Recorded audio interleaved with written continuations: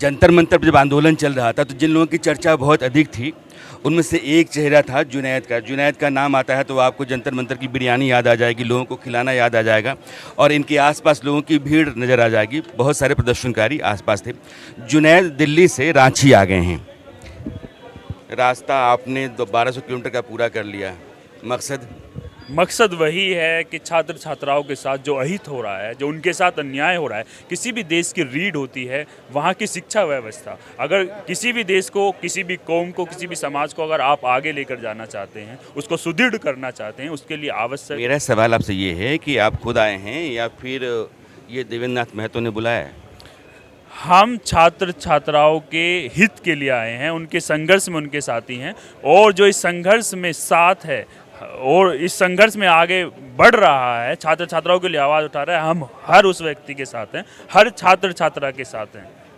तो दिल्ली और UP police ने आपसे पूछा कि बिरयानी के लिए लाखों रुपए जो रोज़ रोज़ तुम कहाँ से लाते थे, आपने सफाई दी, बताया कुछ? क्या पूछा उसने? हमने उसके लिए बताया कि वहाँ पर जब हम पहले दिन आए थे वहाँ पर सिर्फ हम सम्मिलित होने के लिए आए थे। मैं सिर्फ अकेला आया था कि 2-4 घंटे सम्मिलित होकर वापस से चले जाएंगे, लेकिन हमारे जो वो लोग थे उसको उन्होंने आगे बढ़ाने का जो है निर्णय लिया।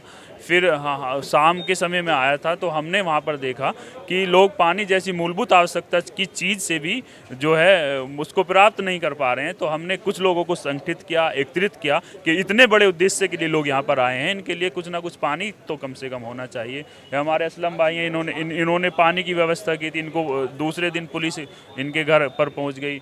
इस प्रकार से दमन किया गया, लेकिन हम लगातार हम एक एक चीज़ के लिए वहाँ पर लड़ते थे। हम तिरपाल, ये आना है कि तिरपाल लगाना चाहते हैं, हम तिरपाल के लिए पुलिस से लड़ना पड़ता था। भोजन अंदर लाना चाहते हैं उसके लिए लड़ना पड़ता था, इतना संघर्ष करना पड़ता था। तो आपसे ये पूछा ना कि इतना जो भोजन आप लाखों लाख उसका हम उत्तर दे रहे हैं, उसका हम उत्तर दे रहे हैं। वहाँ पर सब मिलजुल कर रहे थे, ऐसा नहीं कि व्यक्ति विशेष कर रहा था। वहाँ पर किसान संगठनों के भी लोग आते थे, विभिन्न एनजीओ आते थे और पर्टिकुलर लोग भी आते थे। जो लोग वहाँ पर आता था बैग में कुछ ना कुछ डालकर अवश्य रूप से लाता था।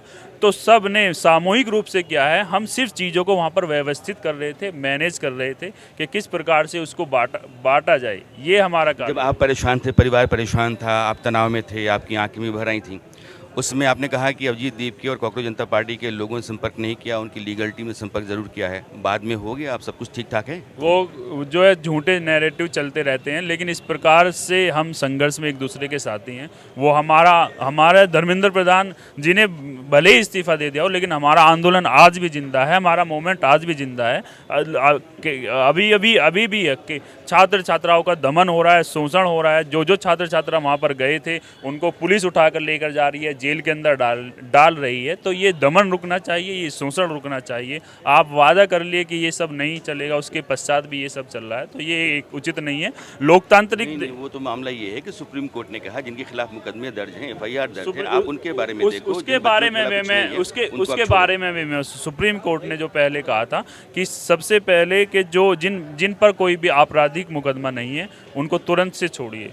जिसके बाद जो नाबालिग बच्चे हैं उनको भी तुरंत से छोड़िए। उसके बाद कहा था जो आपराधिक श्रेणी के व्यक्ति उनको अलग कर दिया। लेकिन अगली जब सुनवाई हुई तो उसमें उन्होंने, सुप्रीम कोर्ट ने उसको और स्पष्ट किया आपराधिक श्रेणी को कि उसमें संगीन अपराध वाले जैसे बलात्कार का, रेप का, इस प्रकार के। तो आप ये कह रहे हैं कि परेशान किया जा रहा है? उनको सुप्रीम कोर्ट ने बोला उनको परेशान नहीं किया जाए। मोटर कार का किसी पे कोई है या छोटे मोटे कोई हैं तो वो तो दो बातें। सुप्रीम कोर्ट ने कहा कि उनको परेशान नहीं किया जाए। हाँ। जुनैद कह रहे हैं कि उनको परेशान किया जा रहा है, सच क्या है? उनको परेशान किया जा रहा है, लेकिन धीरे मामले हैं? हाँ, हमारी आयशा की जॉइंट सेक्रेटरी दानिश जी थी, उनके घर पे पुलिस गई। उनके माता पिता से उनका लगातार नंबर लेकर वो वहाँ पर मौजूद हैं JNU में लगातार। आप उनसे जाकर वहाँ पर मिल लीजिए। आप उनके माता पिता को क्यों परेशान कर रहे हैं? हमारे माता पिता को परेशान किया गया। हाँ, हमारी बहन के घर पुलिस गई। तो ये सब क्या? अब राहत है? हाँ, अब तो राहत है। सुप्रीम कोर्ट में हमारी डली हुई है। मुझे एक बात बताइए, जंतर मंतर भी आप थे, वहाँ भी पोस्टर, बैनर, होर्डिंग सब लगे थे। यहाँ भी पोस्टर, बैनर, होर्डिंग लगे हैं। वहाँ भी नारे लग रहे थे, यहाँ भी नारे लगते हैं। अंतर कुछ समझ में आ रहा है? नहीं, अभी तो हम जस्ट आए हैं, हम देखेंगे। बिल्कुल जस्ट आके खड़े तो हैं, हमने देखा नहीं अभी चीज़ों को। देखने के पश्चात ही तो कुछ बोल पाएंगे। अभी तो हम वहाँ तक भी नहीं गए, यहीं तक सिर्फ हो गए। वहाँ तो जहाँ घुसते हैं ना वहीं शुरू हो जाता था, तो देखते तो रहते थे। हाँ, देखते रहते थे। वहाँ का अलग थोड़ा नज़र आ रहा था, यहाँ का थोड़ा अलग। लेकिन चीज़ों को जब देखेंगे ना सही प्रकार से, तभी हम कुछ इस पर टिप्पणी कर पाएंगे। यहाँ जुनैद खिलाएंगे पिलाएंगे, खिलाने पिलाने के इरादे से आए हैं, प्रोटेस्ट के साथ बैठने के इरादे से आए हैं? बिल्कुल बिल्कुल, जो व्यवस्था वहाँ पर चल रही थी, हम पूर्ण रूप से प्रयास करेंगे कि इसी प्रकार से यहाँ भी छात्र छात्राओं के साथ उनकी मदद की जाए। तो वहाँ तो बहुत सारे लोग आपको समर्थन के लिए आ गए थे, उनका सहयोग आ गया था। अगर वैसा यहाँ नहीं बन पाया तो?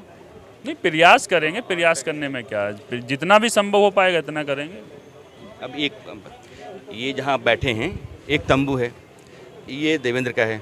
देवेंद्र के ऊपर आरोप ये है कि लोकसभा का चुनाव लड़ चुके हैं, विधानसभा का चुनाव लड़ चुके हैं, ये राजनेता हैं, इनसे हमारा कोई नाता रिश्ता नहीं है। वो हमारा है, वो छात्रों का तंबू है। प्रोटेस्ट वहाँ चल रहा है। हर पॉलिटिकल पार्टी को, हर नेता को, नेताओं के नारों को, पॉलिटिकल पार्टी के मकसद को उन लोगों ने अपने आंदोलन से दूर रखा है। आप इस तंबू के नीचे हैं या उस तंबू के नीचे?